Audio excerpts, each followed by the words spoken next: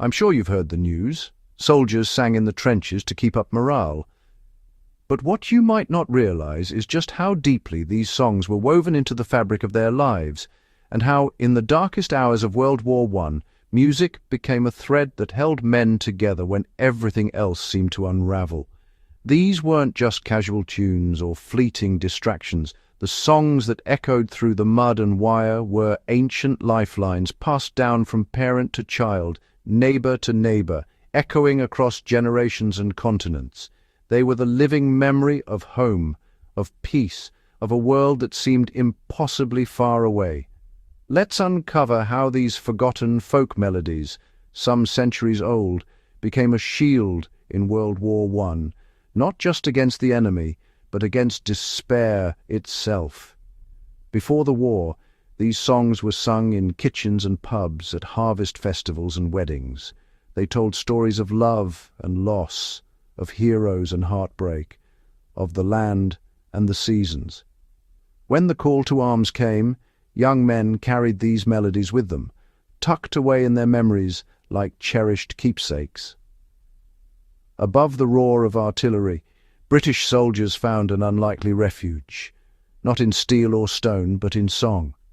The trenches were a world apart from the green fields of home, but music could bridge that distance in an instant.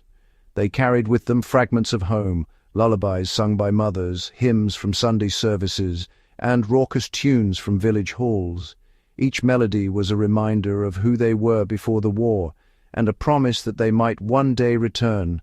Instruments were scarce, but ingenuity was not. Soldiers fashioned makeshift drums from empty tins, coaxed tunes from battered harmonicas, and strummed battered guitars that had survived the journey to the front. Even those who couldn't play an instrument found their voices joining the chorus, the music rising above the mud and misery.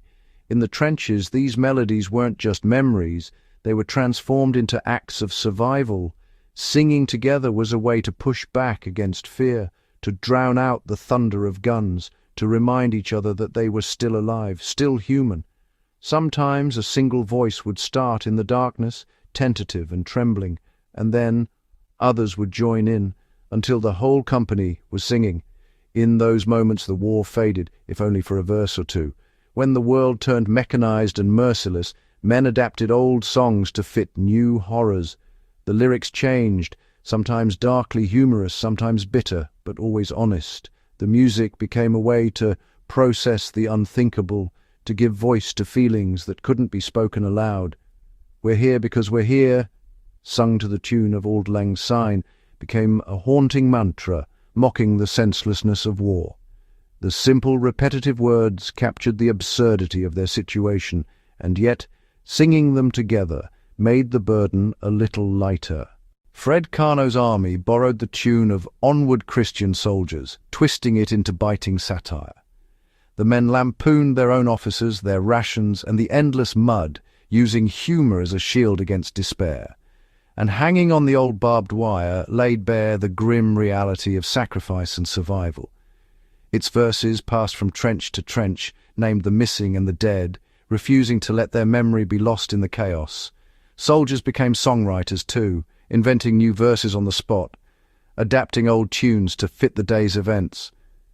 In this way, the music of the trenches was always evolving, always alive, a living chronicle of the war as it was experienced by those on the front lines. These were no mere distractions. The act of singing together forged unity, gave voice to fear, and quietly rebelled against the machine of war. In a world that tried to reduce men to numbers, music insisted on their individuality, their humanity. Singing forged unity, gave voice to fear, and quietly rebelled against the machine of war. It was a way to say, "We are still here, we are still ourselves." Songs were shared and taught, passed from one regiment to another, crossing boundaries of class and region. A tune from the north of England might be sung by men from Wales or Scotland by the end of the week. In this way, music built bridges where none seemed possible. In darkness and danger, music was resistance, a way to remain human when everything conspired to make men into numbers. The act of singing was a small, stubborn act of hope, a refusal to be broken by the brutality of war. Letters sent home often mentioned the songs sung in the trenches. Families would recognize the tunes, sometimes even the new verses, and know that their loved ones were still holding on to a piece of home. Folk musicians back home kept the tradition alive, too, collecting and preserving the songs that had travelled to the front and back again. Some of these melodies, once nearly forgotten, found new life in the years after the war, sung at memorials and gatherings, reminders of both loss and resilience. Even today, at folk festivals and remembrance ceremonies, you can hear echoes of those trench songs. Their words and melodies remind us of the courage and camaraderie of those who sang them, and of the power of music to heal and unite. For the men at the front, these songs were more than nostalgia. They were lifelines, threads of memory and hope, binding them to the world they had left behind and to each other. In the end, it was music that helped them endure, that gave them the strength to face another day.